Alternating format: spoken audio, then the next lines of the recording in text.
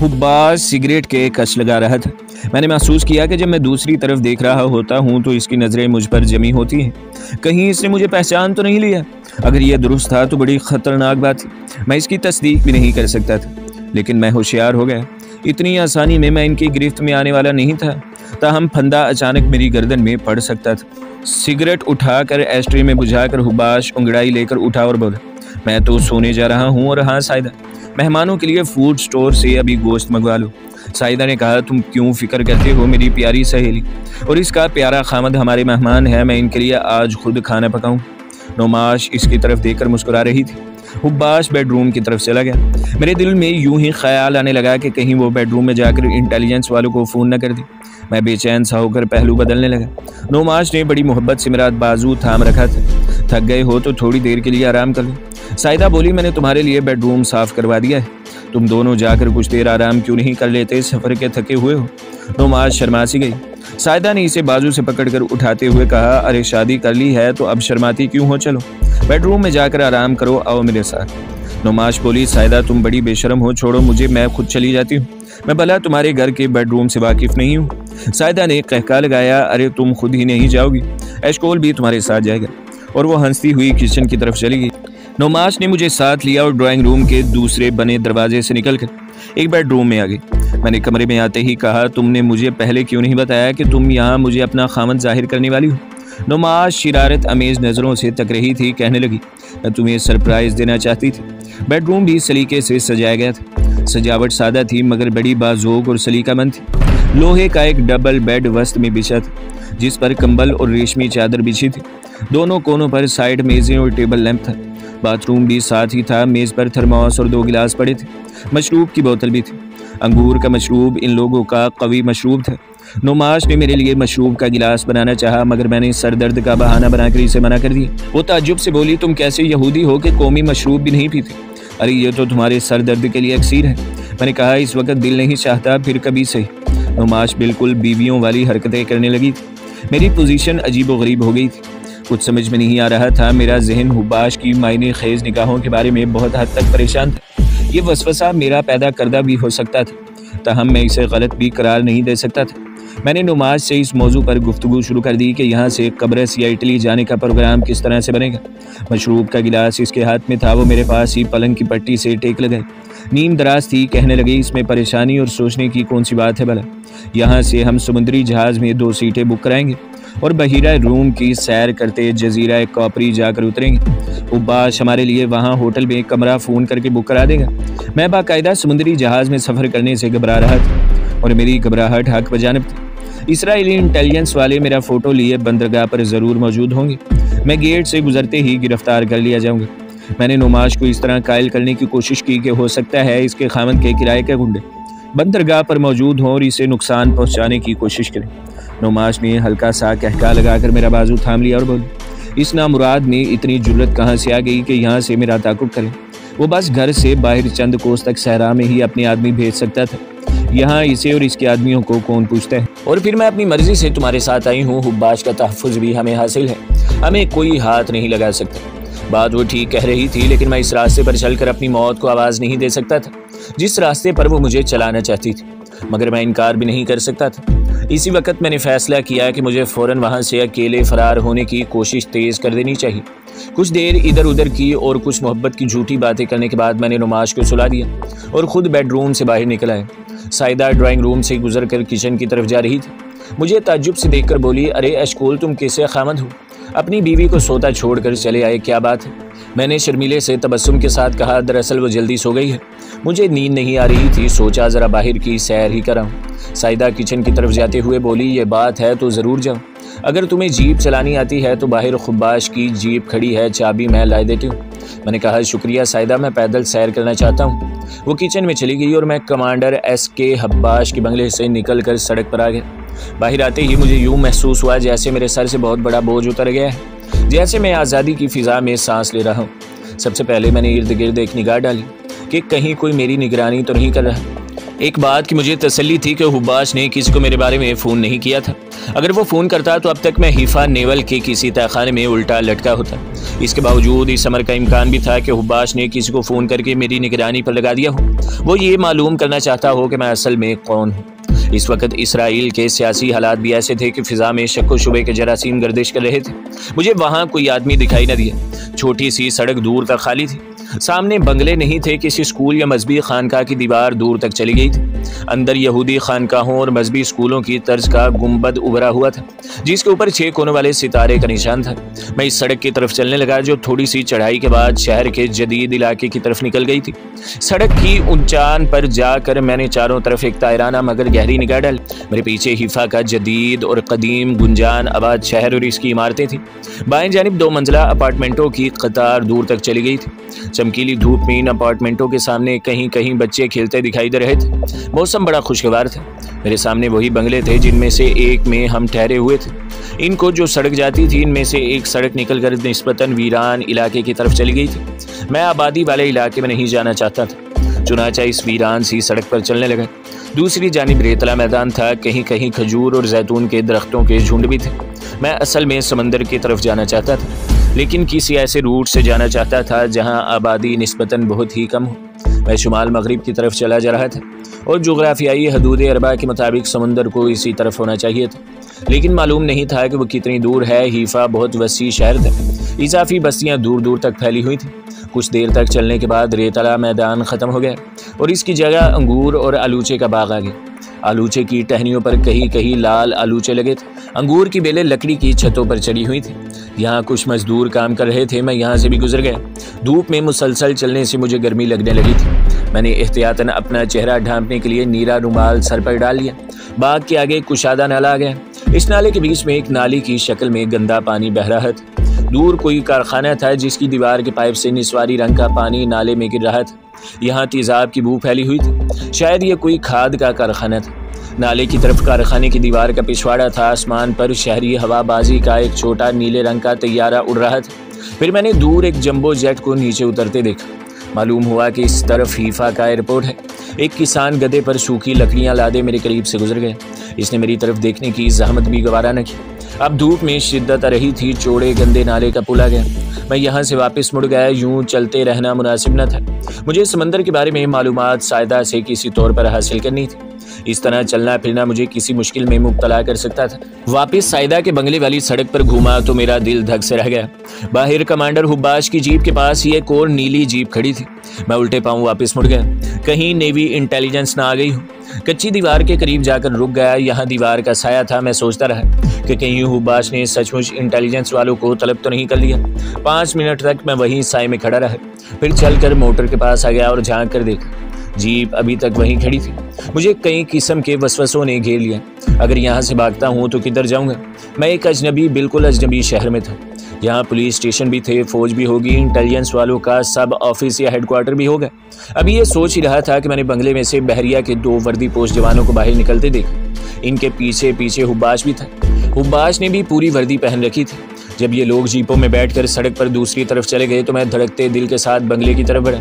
अगर घर में औरतें ही हैं तो मुझे इनसे कोई ख़तरा नहीं था, लेकिन मुझे यहाँ से फरार होने से पहले ये ज़रूर मालूम करना था कि ये लोग किस लिए आए थे और अब किधर गए हैं। बंगले का दरवाज़ा बंद था। मैंने बटन दबाया। अंदर से मुझे घंटी की दबी दबी आवाज़ सुनाई दी। दरवाज़ा सायदा ने खुद खोला। वो मुस्कुरा रही थी। अशकोल, अरे तुम इतनी गर्मी में जीप के बगैर ही कहीं चले गए थे? हुब्बास तुम्हारे बारे में पूछ रहा था। मैं ड्राइंग रूम में आ गया। वो क्यों पूछ रहा था? आखिर तुम हमारे मेहमान हो, नुमाश के खामद हो और फिर शहर में अजनबी हो। मैं सोफे पर बैठ गया। सायदा मेज़ पर फलों से भरा हुआ तश्त रखते हुए बोली, वो तो तुम्हें अपने साथ ले जाना चाहते थे। मैं चौंका, लेकिन अपने जज्बात पर पूरा कंट्रोल किए हुए था। मैंने पूछा कि मुझे किस लिए साथ ले जाने वाले थे। सायदा ने कहा, कहते थे अशकोल को लॉन्च में समुद्र की सैर कराऊंगा। देखो आज वो पूरी नींद भी नहीं ले सके। जेटी से आदमी आ गए कि चले एक लॉन्च पकड़ी है जिसमें कुछ फ़लस्तीनी कमांडो भी छुपे हुए थे। एक बार जैसे मेरे जिस्म में ठंडी लहर सिरायत कर गई। फ़लस्तीनी कमांडोज पकड़े गए हैं और हुब्बास मुझे साथ ले जाना चाहता था। ये मुअम्मा क्या है? अगर इसने मुझे पहचान लिया है तो फिर मुझे गिरफ्तार करते हुए क्यों हिचकिचा रहा है? नहीं, ऐसी बात नहीं। इसने अभी तक मुझे नहीं पहचाना, वरना वो एक लम्हे की भी ताख़ीर न करता। इसराइली दुश्मन और ख़ास तौर पर फ़लस्तीनी मुसलमान जासूसों के बारे में बहुत मोहतात होते हैं और इन्हें हलाक करने या गिरफ्तार करने का कोई भी मौका हाथ से नहीं जाने देते। साइदा बोली, तुम नौमाश के पास जाकर आराम करो, खाना तैयार होने में अभी कुछ देर है। तुम किस वक्त खाना खा लिया करते हो? हम तो पूरे 12:30 बजे खाना खा लेते हैं। तुम्हारे लिए ठंडा मशरूब लेकर आऊँ? मैंने महसूस किया कि साइदा बहुत बातें करती है। मैंने मशरूब के सिलसिले में माजरत चाहिए और अकबी दरवाजे का पर्दा हटाकर बेडरूम में दाखिल हो गया। यहाँ ठंडा नीम अंधेरा छाया हुआ था। नौमाश पलंग पर ओंधी पड़ी बेसुध सो रही थी। मैं सिंगार में इसके करीब पड़ी आरामदेह कुर्सी पर बैठ गया और आंखें बंद कर ली। सोचने लगा कि मुझे क्या करना चाहिए। अचानक एहसास हुआ कि साइदा इस वक्त अकेली है। इससे समंदर के साहिल के बारे में मालूमात हासिल की जा सकती है। मैं उठकर बाहर जाने लगा तो नौमाश नींद में बिड़बिड़ाई। मैंने रुककर इसकी तरफ देखा। इसने पहलू बदला और एक बार फिर नींद की दुनिया में खो गई। मैं बेडरूम से निकलकर ड्राइंग रूम में आ गया। किचन में से साइदा की आवाज़ रही थी। वो खानसा माँ को किसी पकवान के बारे में हिदायत दे रही थी। मैं सोफे पर बैठ गया। साइदा थोड़ी देर बाद रुमाल से हाथ पोंछती किचन के साइड रूम से अपने बेडरूम की तरफ जा रही थी कि मुझे देख कर रुक गई। एशकोल, मुझे तुम्हारी कुछ समझ नहीं आ रही। वो ज़ेरे लब मुस्कुराती हुई मेरे करीब आ गई। फिर तुम बाहर आ गए।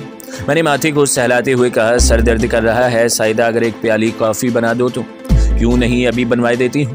मगर तुम्हारा सर क्यों दर्द करने लगा? ठहरो, मैं तुम्हारे लिए टैबलेट लाती हूँ। किचन को जो रास्ता जाता था वहाँ दीवार के पास एक बड़ा फ्रिज लगा था। साइदा ने इसमें से पानी का जग और सर दर्द की गोलियों की शीशी निकाली।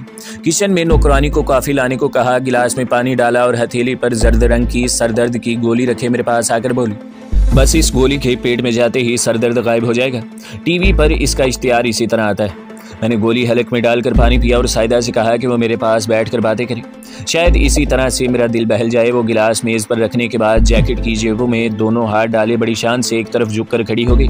तो क्या नौमाश से अभी से ही दिल भर गया है? बड़ी चालाक औरत थी, इसमें कोई शक नहीं कि इसका जिस्म भी बातें करता था। मैंने कहा, अरे नहीं साइदा, ऐसी कोई बात नहीं, मगर नौमाश घोड़े बेचकर सो रही है। अच्छा बाबा, मैं ही तुमसे बातें कर लेती हूँ, हालांकि मेरा ये किचन आवर है। अच्छा बताओ, कहाँ से फिर आकर आए हो? अपने यरूशलेम के मुकाबले में हमारा शहर कैसा लगा? मैंने झट जवाब दिया, साइदा, यरूशलेम तो हीफा के मुकाबले में एक पुराना गांव है, बहुत बड़ा पुराना गांव। इसने अपना जर्द बालों वाला सर सोफे के पीछे लगा दिया और जेब से सिगरेट निकालकर सुलगा लिया। हंसकर कहा, कभी कभी सिगरेट पी लेती हूँ, तुम पियोगे? हुब्बाश को अमरीकी सिगरेट बड़े सस्ते मिल जाते हैं। मैंने माजरत चाहिए और हुब्बाश के हवाले से समंदर की बात शुरू कर दी। यहाँ की बंदरगाह पर तो सारे यूरोप से माल आता है। साइदा होंठ सुकेड़ कर बोली, मगर हुब्बाश इस किस्म का माल घर पर नहीं लाता। कहता है हमें दयानतदारी से अपने नए वतन की तामीर करनी है। मैंने फ़ौरन स्मगलरों की बात छेड़ दी। साइदा ने कहा, अरे बहीरा रूम तो स्मगलरों की जन्नत है। देखो तो एक तरफ स्पेन है, सिसली है, तो इधर इटली है, यूनान और कब्रस है। यहाँ स्मगलिंग नहीं होगी तो और कहाँ होगी? मैंने इससे जितनी बातें की, इनसे मुझे सिर्फ इतनी ही मालूमात हासिल हो सकी कि साहिल समंदर वहाँ से काफ़ी दूर था और स्मगलर वहाँ से भी बहुत दूर एक जगह समुद्री चट्टानों में माल लाते थे, जहाँ अब हर वक्त बहरिया और कस्टम के सिपाहियों की गश्त जारी रहती थी। इसका मतलब था कि स्मगलरों से आसानी से राब्ता कायम नहीं किया जा सकता था। वैसे भी मैं अजनबी था। स्मगलर मुझ पर कैसे भरोसा कर सकते थे? अगर मैं नुमाश की पोटली से 2-3 हीरे चुरा कर साथ भी ले जाऊं और स्मगलरों को रिश्वत के तौर पर दूं तो इसकी कोई ज़मानत नहीं थी कि वो मुझे मंजिल मकसूद तक पहुंचा देंगे। हीरों की लालच में वो मुझे यरगमाल भी बना सकते थे। मैं अजीब उलझन में मुब्तला हो गया था। एक ख्याल आता है कि यहाँ से रात के वक्त वापस फरार हो जाऊँ और ऊपर लबनान की तरफ से बॉर्डर क्रॉस करने की कोशिश करूँ, मगर लबनान में ज़बरदस्त खाना जंगी हो रही थी। वहाँ से निकलना वैसे ही कारेदार था। साइदा ने सिगरेट का कश लेकर नौकरानी को आवाज़ दी कि वो कॉफ़ी क्यों नहीं ला रही। फिर वो मुझसे नुमाश के खामंद उज़ान के बारे में बातें करने लगी। एशकोल, इसने तलाक इतनी आसानी से कैसी दी? वो तो नुमाश के बगैर रह ही नहीं सकता था। अच्छा छोड़ इन बातों को, वैसे अच्छा हुआ कि नुमाश ने इससे निजात हासिल कर ली। तुम्हें नुमाश ने बता दिया होगा कि उज़ान? और वो खिलखिलाकर हंस पड़ी। अरे मैं तो हैरान हुई, इतनी मुद्दत नुमाश ने इसके साथ गुजार किस तरह दी। नौकरानी कॉफ़ी की प्याली लेकर आ गई। साइदा ने इसे थोड़ा सा डांटा और हिदायत की कि खानसा माँ से कहो एस्टो वाली देगची से अलग ना हो। जब नौकरानी चली गई तो मेरी तरफ देखकर बोली, हुब्बाश ने माइक्रो ओवन भी ला कर दिया हुआ है, मगर मैं गैस पर ही खाना तैयार करती हूँ। बिजली से तैयार किया हुआ खाना लजीज नहीं होता। मेरी बड़ी बहन तो पकाती है माइक्रो ओवन में। इसने सिगरेट एस्ट्रे में मसला। मैं खानसा माँ के सर पर न खड़ी हुई तो वो ज़रूर नमक ज़्यादा कर देगी और मुस्कुराती हुई किचन की तरफ चली। फिर अचानक रुकी और मेरी तरफ देखकर बोली, हुब्बाश कह रहा था परसों जहाज़ कापुरी जा रहा है और मैं वो तुम दोनों की सीटें बुक करवा दूंगा, लेकिन तुम इसे अपना शनाख्ती कार्ड दे देना। तुम तो जानते हो कि यहाँ शनाख्ती कार्ड कितना ज़रूरी है। और वह चली गई। मेरे पास शनाख्ती कार्ड का सवाल ही पैदा नहीं होता था। जहन्नम में जाए इसका खामद हुब्बाश और शनाख्ती कार्ड। मैं तो लबनान की तरफ से ही फरार होने की कोशिश करूंगा। इस सिलसिले में मालूमात हासिल करने की ठान कर मैं उठा और बेडरूम में चला गया। सोचा लबनान के बारे में शाम को साइदा या हुब्बाश से गुफ्तगू करूंगा। शनाख्ती कार्ड के बारे में कह दूंगा कि वो तो यरूशलेम ही में रह गया है। नुमाश जाग पड़ी थी और सिंगार मेज के सामने बैठी हुई अपने बालों में ब्रश फेर रही थी। आईने में से मुझे अंदर दाखिल होते देखा तो उठकर मेरे करीब आ गई। इसकी आंखों में अभी तक नींद भरी थी। तुम मुझे छोड़कर कहाँ चले गए थे अशकोर? मैंने ख्वाब में तुम्हें देखा कि तुम एक चट्टान पर मुझे ले गए हो और फिर मुझे वहीं छोड़कर तुमने समंदर में छलांग लगा दी। इसने ख्वाब बिल्कुल सच्चा देखा था। मैंने मुस्कुराकर इसके बालों को पीछे किया और इसे तसल्ली दी कि मैं इसे छोड़कर कभी नहीं और कहीं नहीं जाऊंगा। कितनी आसानी से मैं झूठ बोल रहा था और वो भी कितनी तेज़ी से मेरी हर बात पर एतबार करती चली जा रही थी। वो पलंग पर बैठ गई और हीरों की पोटली निकाल कर खोली और कहने लगी, मैंने इन हीरों के बारे में साइदा को बिल्कुल नहीं बताया। तुमने तो इससे जिक्र नहीं किया। मैंने आंखें सुखेड़ कर नुमाश को देखा और कहा, मुझे इसका जिक्र करने की ज़रूरत नहीं है। ये तुम्हारे हीरे हैं, तुम जाओ। नुमाश एकदम संजीदा हो गई। हीरो की मुखमली पोटली इसने पलंग पर एक तरफ रख दी और मेरे बाजू को पकड़कर बोली, इसलिए तुम समझते हो कि मैं इन हीरों को तुमसे ज़्यादा प्यार करती हूँ? हरगिज़ नहीं मेरी जान में ये हीरे तो क्या अपनी जान भी तुम पर कुर्बान कर सकती हूँ। ये तो मैंने इसलिए साथ रखे हैं कि हम जहाँ भी जाकर नई ज़िंदगी शुरू करें। तुम्हें मेरी खातिर कोई तकलीफ़ न उठानी पड़े। जानते हो ये कई लाख के हीरे हैं। हम इटली में एक नया मकान ख़रीद सकते हैं, एक छोटा सा फार्म भी बना सकते हैं। मैंने नुमाश का हाथ थाम कर इसे प्यार से कहा कि मेरा मतलब हरगिज़ ये नहीं था कि इस पर तंज नहीं किया था। दरअसल मैं इस औरत का दिल नहीं दुखाना चाहता था। वो मुझसे बड़ी सच्ची थी और मुझे दिल से प्यार करती थी। मैंने प्यार की दो बातें की तो इसकी आंखों में आंसू आ गए। मुझे ख्याल आ गया कि अगर इसे एक पल के लिए मालूम हो जाए कि मेरे दिल में क्या है और मैं असल में कौन हूँ तो खुदा जाने इस पर क्या गुजरे। मुझे सुधा रंगनी की याद आ गई। इसे पता चल गया था कि मैं इसके मुल्क का दुश्मन जासूस हूँ, लेकिन इस एसार खुश बहादुर औरत ने एक सेकंड के लिए भी मुझसे बेवफाई नहीं की थी। हो सकता है नुमाश को भी अगर इल्म हो जाए कि मैं फ़लस्तीनी तंजीम की तरफ से इसराइल के ख़िलाफ़ जासूसी कर रहा हूँ और यहाँ इसराइली दुश्मन मिशन पर आया हूँ और अब तक इसराइल के कई फ़ौजियों और अफसरों को हलाक कर चुका हूँ, तो वो मुझे माफ़ कर दें और मुझसे इसी तरह मोहब्बत करते रहे। लेकिन ये नामुमकिन था कि ये राज खुल जाने पर कि मैं इससे बिल्कुल मोहब्बत नहीं करता, वो मुझे माफ़ कर दे। औरत अपनी मोहब्बत की तौहीन कभी बर्दाश्त नहीं किया करती। नुमाश ने इटली के जजीरे कॉपरी जाने की बात शुरू कर दी। वो असल में अपने खामद के मुल्क से जितनी जल्दी हो सके निकल जाना चाहती थी। मैंने इसे बताया कि हुब्बाश एक बहरी जहाज़ पर हमारी नशिस्तें महफूज करवा रहा है, मगर इसे हमारे शनाख्ती कार्ड चाहिए। मैंने साथ ही कहा, मैं तो अपना शनाख्ती कार्ड यरूशलेम से साल लेकर नहीं चला था। नुमाश बोली, शनाख्ती कार्ड तो मेरे पास भी नहीं है। हुब्बाश से कहेंगे कि वो हमारे शनाख्ती कार्ड बनवा दे। इतना बड़ा अफसर है, वो तो एक ही दिन में बनवा देगा। नुमाश ने हीरो को एक बार फिर गिना। अब मैंने हीरो को गौर से देखा। ये छोटे बेर के साइज़ के थे। ये वाकई बहुत कीमती हीरे थे। इन हीरो के लिए नुमाश का खामद उज़ान अपनी मफरूर बीवी का पीछा कर सकता था, लेकिन मैं हैरान था कि अभी तक इस किस्म की कोई बात सामने नहीं आई थी। उज़ान यकीनन अपनी बीवी की सहेली को जानता था और अगर वो चाहता तो अब तक यहाँ बाई एयर पहुँच सकता था। मैं इस नतीजे पर पहुँचा कि नुमाश का खामद भी अपनी बीवी से निजात हासिल करना चाहता था। नुमाश ने हीरो को पोटली में रखकर इसे कमरबंद से बांध लिया। फिर इसने अपने पर्स में से $1000 के नोट निकाल कर मेरे सामने रख दिए और बोली, इनसे हमारी कॉपरी जजीरे तक के अखराजात पूरे हो जाएंगे, क्या ख्याल है तुम्हारा? मैंने कहा, ये तो बहुत है नुमाश। चलो अब इस दौलत की नुमाइश को मुलतवी करो और ड्राइंग रूम में आओ। साइदा ने आज हमारे लिए बड़ा उम्दा एस्ट्रो पकाया है। वो खुश होकर बोली, साइदा मेरी बड़ी प्यारी सहेली है। खाने के वक़्त साइदा का खामंद कमांडर हुब्बाश भी आ गया। मैंने इसका चेहरा पढ़ने की कोशिश की। इसका चेहरा सपाट था। मेरी ज़ीरक निगाहों ने भी वहाँ किसी मशकूक किस्म का तासुर न देखा। फिर भी दिल में खुदबुद बराबर लगी थी। ये शख्स पुरस्रार सा लगने लगा था। वो खाने पर बड़ी शगुफ्ता मिजाजी का मुजाहरा कर रहा था। हनीमून के हवाले से वो नुमाश को छेड़ता। जब इसे पता चला कि हमारे पास शनाख्ती कार्ड नहीं है तो वो एक सेकंड के लिए संजीदा हो गया। आंखें सुकेड़ कर एक पल के लिए कुछ सोचा, फिर चुटकी बचाकर बोला, कोई बात नहीं, मैंने शनाख्ती कार्ड बनवाने की कोशिश करूँगा। नुमाश ने हुब्बाश की प्लेट में मछली का एक टुकड़ा रखते हुए कहा, कोशिश नहीं भाईजान, आपको शनाख्ती कार्ड बनवाने होंगे।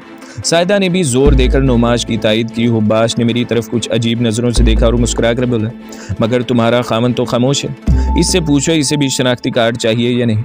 मैंने फ़ौरन अपने आप को मुजतमा किया और बोला, क्यों नहीं, मैं शनाख्ती कार्ड के बगैर अपनी प्यारी बीवी के साथ कैसे जा सकूँगा। हुब्बाश ने हल्का सा कहका लगाया और बोला, अरे मैं समझा शायद तुम कोई दूसरा प्रोग्राम बना रहे हो। इस पर साइदा और नुमाश ने कदरे ताज्जुब से इसे देखा। साइदा बोली, ये तुमने क्या कह दिया हुब्बाश? एशकोल भला अलग प्रोग्राम क्यों बनाने लगा? नोमाश ने मशरूब का एक घूंट निकला और मेरी तरफ शरारती नज़रों से देखने लगी। क्यों एशले, क्या तुम कोई दूसरा प्रोग्राम बना रहे हो? मैं अंदर से चौंक गया था कि ऐसी बात हुब्बाश के मुंह से क्यों निकली। जल्दी से बोला, हुब्बाश भाई तो मजाक कर रहे हैं।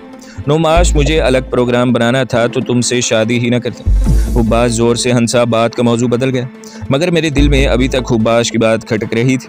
कहीं वो मेरे राज से वाकिफ़ तो नहीं हो गया? अगर वो जान गया है कि मैं फ़लस्तीनी जासूस हूँ तो फिर वो मुझे गिरफ्तार क्यों नहीं कर लेता? अजीब कश्मकश का माहौल बन गया था। खाने के बाद सब लोग थोड़ी देर नींद करने को बेडरूम में चले गए। मैं भी नोमाश के साथ बेडरूम में आ गया। नोमाश कुछ परेशान सी थी। कहने लगी, वहाँ से निकल जाने में जितनी ताख़ीर हो रही है, इसको तरह तरह के वसवसे परेशान करने लगे थे। शनाख्ती कार्ड बनवाने में कितना वक्त लग जाएगा? इसलिए मैं खुद अपने वसवसों में घिरा हुआ था। चौंक कर बोला, हुब्बाश बासर अफसर है, मेरा ख्याल है 2-1 दिन में तैयार करवा देगा। नोमाश ने मेरे करीब होते हुए कहा, एशकोल अब मेरा दिल डरने लगा है। कहीं उस जान के आदमी यहाँ ना पहुँच जाए। मुझे इसके खामद के गुंडों से कोई दिलचस्पी नहीं थी। मैंने इसे तसल्ली दी और सो जाने का मशवरा दिया। वो बोली, क्या तुम आराम नहीं करोगे? क्यों नहीं? और मैं भी पलंग पर नींद दराज हो गया। नोमाश मुझसे बातें करते करते सो गई। नींद मेरी आंखों से कोसों दूर थी। मैं पलंग से उठा और बंगले से बाहर आ गया। दोपहर ढल रही थी। बागीचे में जैतून की शाख पर बैठी एक बुलबुल ने मुझे गर्दन टेढ़ी करके देखा और फिर से उड़ गई। मुझे लाहौर वाले अपने पुराने मकान के सहन में उतरने वाली बुलबुलें याद आ गई। मेरी वालदा जब सहन में चावल डालती तो चिड़ियों के साथ वहाँ बुलबुलें भी आ जाती थी। मैं बंगलों के आगे फुटपाथ पर आहिस्ता आहिस्ता एक तरफ चलने लगा। जूं इस मकान पर हमें देर हो रही थी, मेरी तशवीश में भी इजाफा होता जा रहा था। सामने से एक किसान गधे के साथ चला रहा था। मैंने कोई ध्यान न दिया। जब वो करीब आया तो इसने होंठों से एक ऐसा लफ्ज़ निकाला कि मैं अपनी जगह पर सुन होकर रह गया। मैंने चौंक कर इसकी तरफ देखा। ये वही किसान था जिसको सुबह मैंने नाले की कच्ची सड़क पर गधे के साथ आते देखा था और जो मेरे करीब से मेरी तरफ देखे बगैर चुपचाप गुजर गया। इसने एक ऐसा खुफिया कोड बोला था जो सिर्फ मुझे अपने एजेंट सादिया और डॉक्टर उकाद को ही मालूम था। तो दोस्तों, अगली केस देखने के लिए हमारे चैनल को सब्सक्राइब करें, वीडियो को लाइक करें और बेल के आइकॉन को भी दबा दें ताकि हर जो आने वाली वीडियो है वो आपको सबसे पहले मिलती रहे।